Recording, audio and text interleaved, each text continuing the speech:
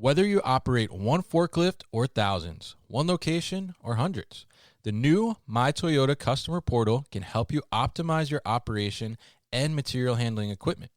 This one-stop, free-to-use platform is designed to help you take control of your information and make smarter decisions, all at the touch of a button. Register and access your data today at my.toyotaforklift.com. That's my.toyotaforklift.com. Hi, this is John Luciani of A, Duie Pyle, and you're listening to the New Warehouse Podcast. Today's safety tip is freight securement. Always make sure that your shipments are properly stowed and blocked, either with E-track bars, load bars, or straps, to ensure the freight gets to your customer in the same condition it was shipped in. With e-commerce off the charts, many small and growing warehouses are asking, how can I get ahead when my warehouse is barely keeping up? The answer is future-ready warehouse tech from Zebra Technologies. Warehouses can simplify and upgrade all processes, from automated inventory management to hands-free picking, with Zebra's tailored, scalable mobile solutions. They're simple and intuitive. There's never been a better time to upgrade for success with Zebra. How can your warehouse get ahead? The answer's in black and white. Get the answers at zebra.com/theanswer. That's zebra.com/theanswer.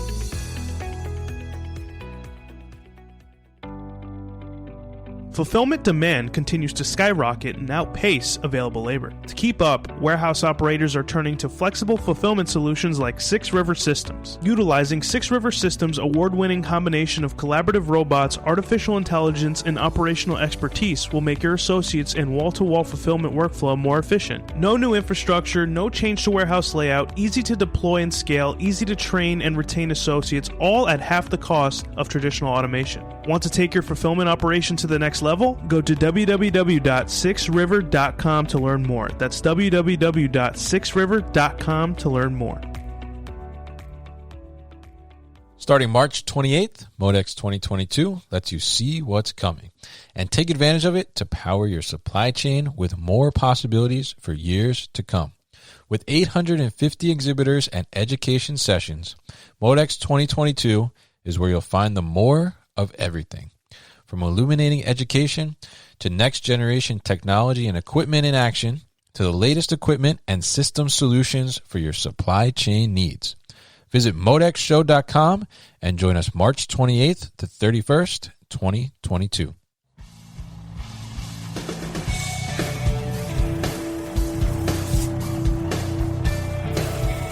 The New Warehouse Podcast, hosted by Kevin Lawton, is your source for insights and ideas from the distribution, transportation, and logistics industry. A new episode every Monday morning brings you the latest from industry experts and thought leaders. And now, here's Kevin.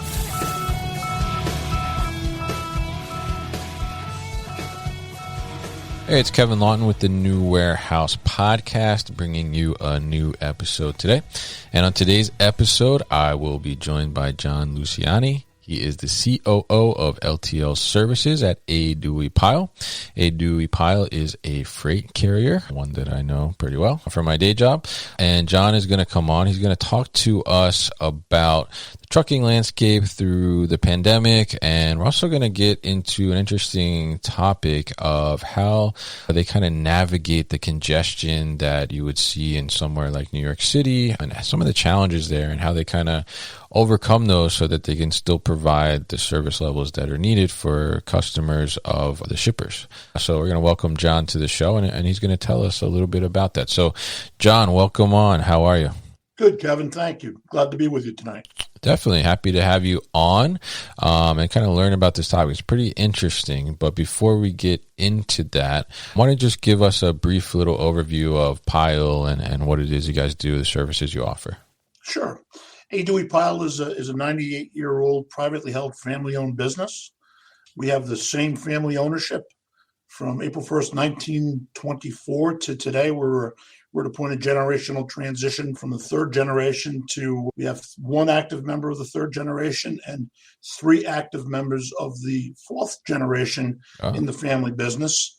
Again, as a privately held family-owned business, as a company, we make decisions that affect the lifetime. We're not so concerned about the next fiscal quarter like a public company might be.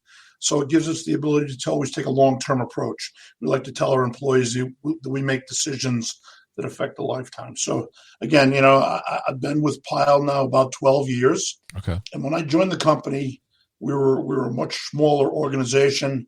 In 2010, when I joined, we did about $225 million on a consolidated basis. Mm-hmm. We had 13 LTL service centers and a couple million square feet of warehouse. Fast forward to the end of 2021, and on a consolidated basis, we did about $630 million. Wow. Our warehouse business has more than doubled, so we're just about at 4 million square feet of warehouse today, which is really excellent. And we started a dedicated business in 2013, and today we've got about 600 drivers and 50 customers. And the last piece of our supply chain solution business is we've got a small brokerage operation that we're looking to grow. So about $630 million at the end of 2021 in spite of the pandemic.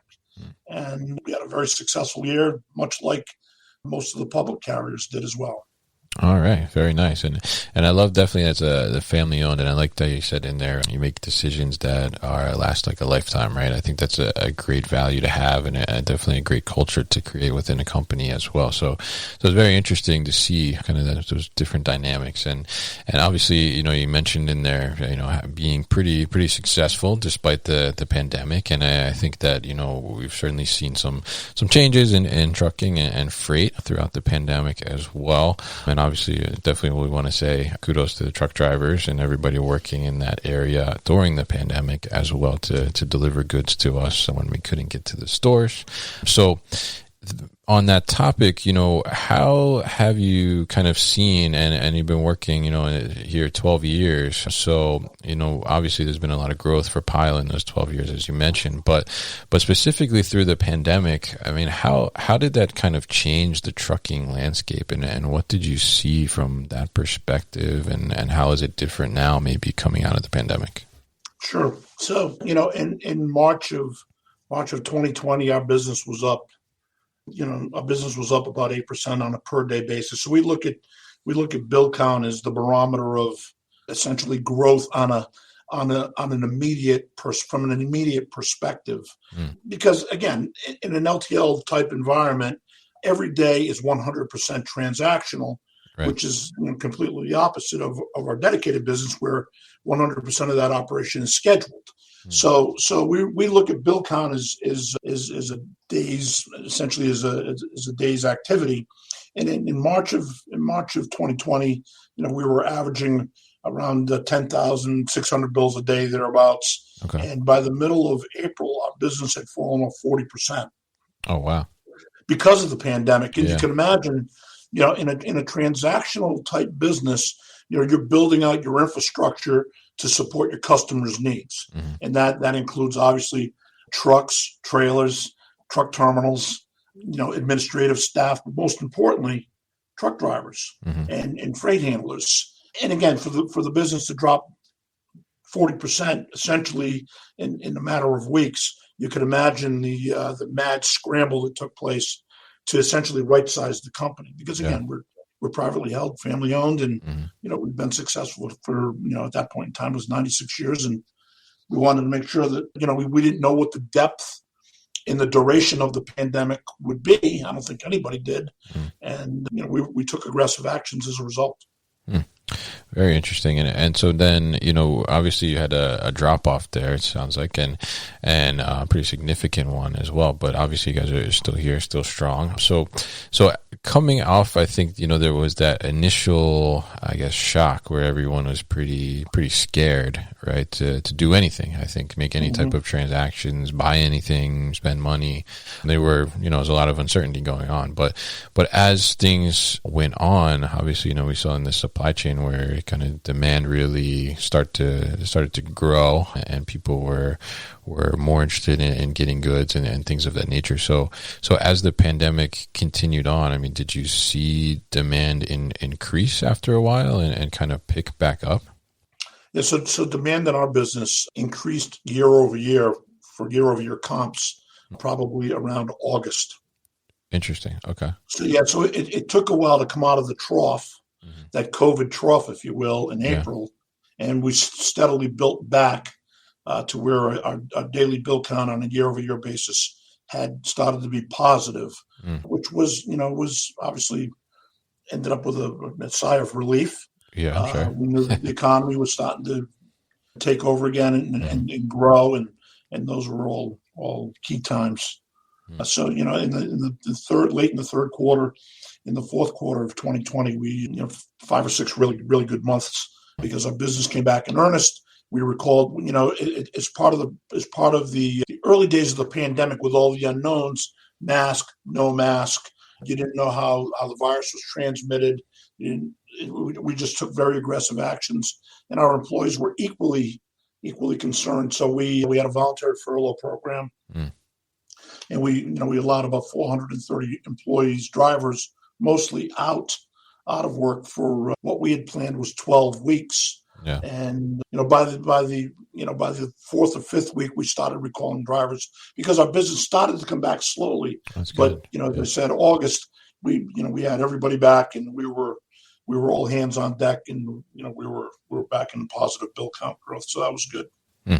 Yeah, definitely good, and definitely good that you guys could kind of start to grow back that quickly, even though it was a couple months. It could have been, a lot longer. So it's good to hear, definitely. And I guess, kind of coming out of the pandemic now, and, we're taking the masks off now, officially, it sounds like. And, we're hopefully getting to the end of this thing. How is like the overall trucking and freight landscape looking? So the climate is still, business is robust, for the first time in a long time. We hired all through the winter. Okay. Because there's a driver shortage, which is no big surprise if you're a consumer of LTL services. There's capacity constraints tied to equipment because of chip shortages. We do business with Volvo, and we've been told that there are 2,000 trucks in some stage of being completed, being built, parked in a lot in Dublin, Virginia, waiting to be finished, and they're waiting on parts. So there's, so you have capacity challenges related to people, related to equipment, and it's created an environment that's, carriers are looking at opportunity cost, meaning, if a customer, a consignee, has extended detention time, or you have to drop a trailer for an extended period of time, or they ship over dimension freight. There's just been a lot of action to reduce that, because at the end of the day, all we do is sell space on a trailer. Yeah. And if you don't have any space, you can't provide service. So. All right. Very interesting. Yeah. So, it's good that the demand is there. And then obviously, some capacity issues, I think everybody's experiencing a bit, and 2,000 trucks sitting there waiting for parts. That's pretty crazy. And, hopefully they can get them on the road soon. But obviously the pandemic, certainly added some complexities to everything, a trucker's job as well.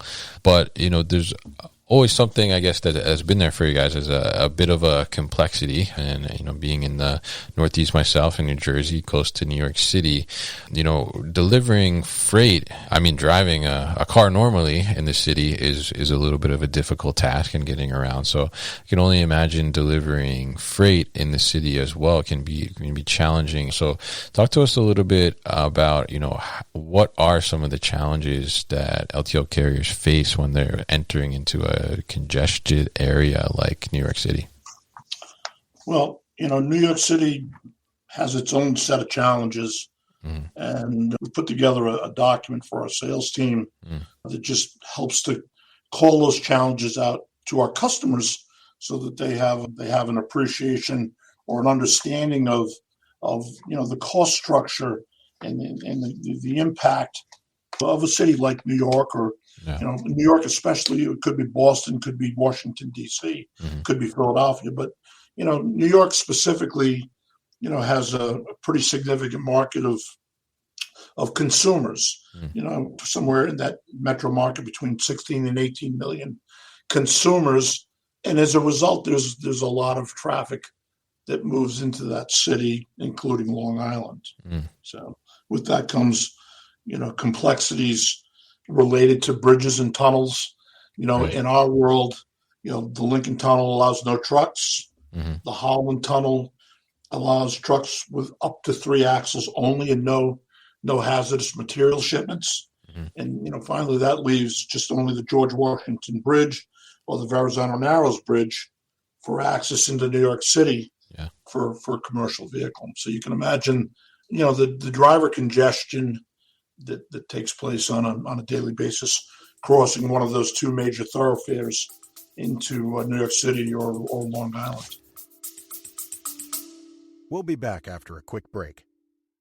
You hear a lot about supply chains these days, because if the past couple years have taught us anything, it's that an efficient, well-managed supply chain is absolutely critical to keeping businesses successful and consumers happy. I'm Will Haywood, and I host a podcast called All Business, No Boundaries, where we talk about supply chains, how they work, what happens when they don't, and the innovations that are redefining what's possible in the world of logistics. Join me for insightful interviews with thought leaders and industry experts. We discuss how optimizing supply chains can break down the barriers that are holding businesses back.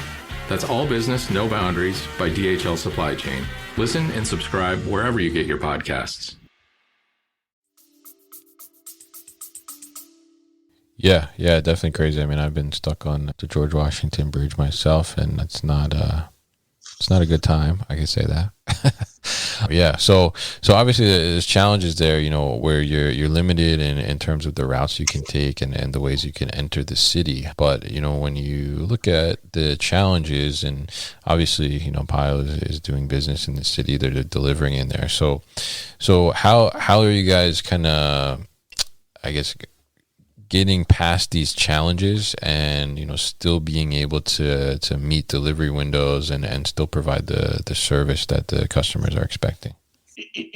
Compliance issues in New York City certainly create challenges. As a person living in New Jersey, I'm sure you've heard about New York City's truck idling program that's made it challenging for drivers and trucking companies, transportation companies. Essentially the city has created a web portal for citizen bounty hunters to report idling trucks. It provides them a reward, essentially, up to for up to 25% with a minimum fine of $350. Wow. And those types of challenges, because at the end of the day, the reality is, we've got some excellent planning tools to minimize stem miles or miles between stop, to have the right equipment on the right delivery. But at the end of the day, if you have to double park, and that's another key point in our world. In 2019, we had 2,514 parking tickets for Wow. violate. The fines were over right around $300,000, and after God. litigating some of those tickets, out-of-pocket expense was about $170,000. Wow. So you can imagine those are some of the unforeseen costs of doing business, especially in Manhattan, right? Yeah.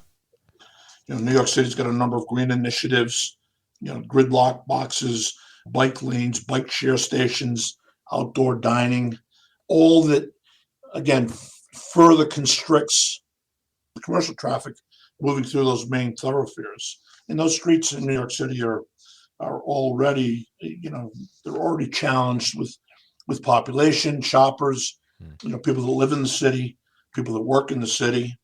So you have to deal with that issue. And then, as you move later into the year, you have from September to the holiday season, you've got gridlock alert days, which only add another level of complexity to Manhattan, especially. And in 2021, there were 19 gridlock alert days. Wow. And on those gridlock alert days, you're limited as to, commercial truck traffic and what routes you can run.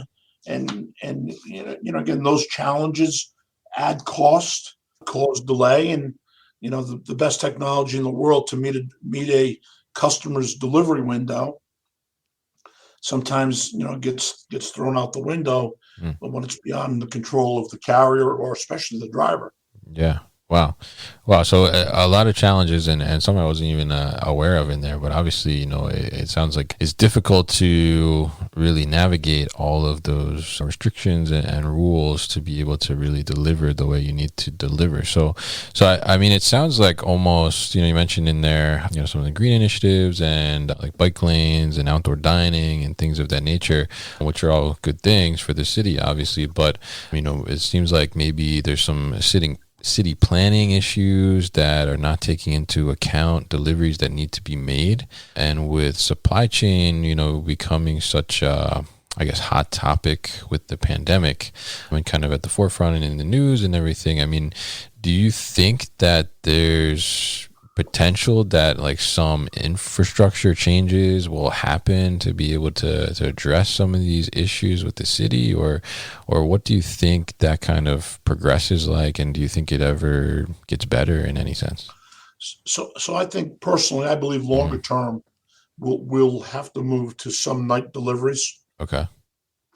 And we see that already with some of our dedicated customers. They would prefer unattended night deliveries where we get the keys to the retail location or their warehouse operation. Okay. And, they give us the alarm codes. Again, that minimizes their resource delay, whether taking in inventory, and it gives us the ability to expeditiously get in, execute the delivery, and get out, resecure the customer's building, and move on. So I think longer term, you'll start to see some LTL deliveries happen as a course of normal business. Okay. But it's going to require a change of mindset for not only the carriers but the customers as well, because again, unless you're going to do unattended night delivery, somebody's got to be there to receive those goods, right, and put them on the shelf.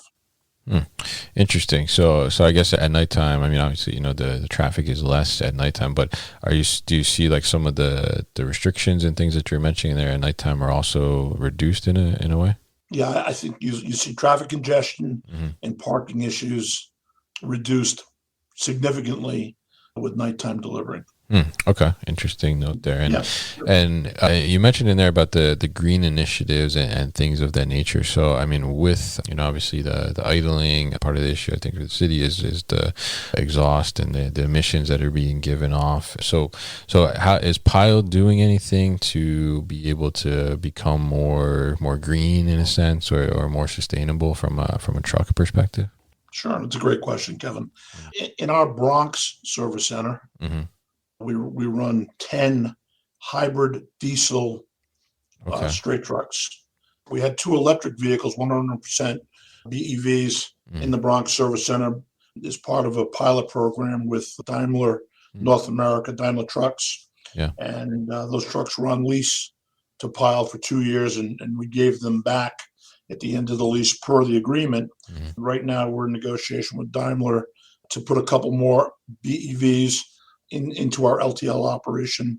While we won't be on the bleeding edge, we absolutely will be an adapter, and we want to understand all the costs that are visible and the costs that are not. The total cost of ownership, I think, is really hard to fully understand right now because battery technology is moving so quickly. The cost of infrastructure to support, charging 10 trucks, 10 Class 8 vehicles. I've been told it takes as much power to charge 10 Class 8 vehicles as it does to power up 100 homes. And then you have the other challenges, which sometimes can be a little contradictory. Are you buying electricity from coal-fired plants to charge your BEVs to have no emissions in New York City or anywhere that you operate? So those are the things that we're trying to understand right now to get out in front of it. And then, in our case, we've got over 2,000 power units spread throughout the Northeast operating area.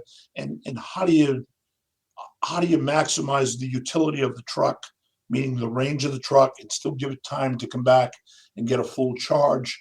Because it's hard to understand what the costs are right now, because again, the technology is moving so rapidly.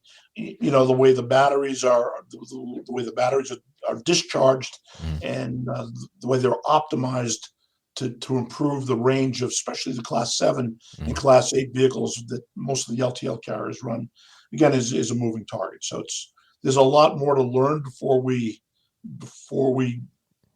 jump in with both feet, but we're on our way.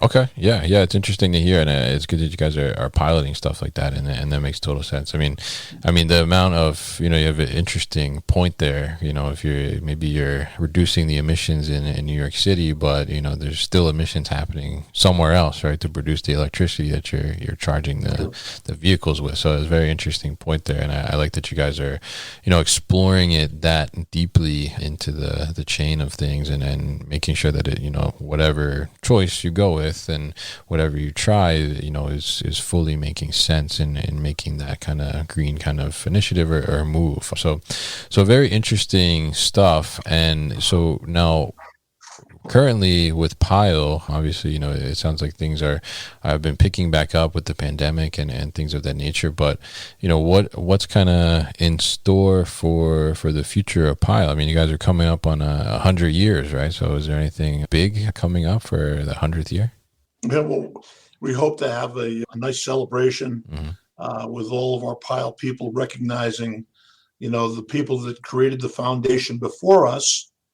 And for those that are still around with us, we'll have a number of regional celebrations and commemorate the 100-year anniversary with some things some gifts that haven't been, that we're still talking about, and that will be special to commemorate that event. But, there'll be a number of celebrations around our operating network for employees and spouses, again, recognizing, the people that contribute to the success of the organization today, and certainly those that created the great foundation that we've all had the pleasure to work in, since 1924.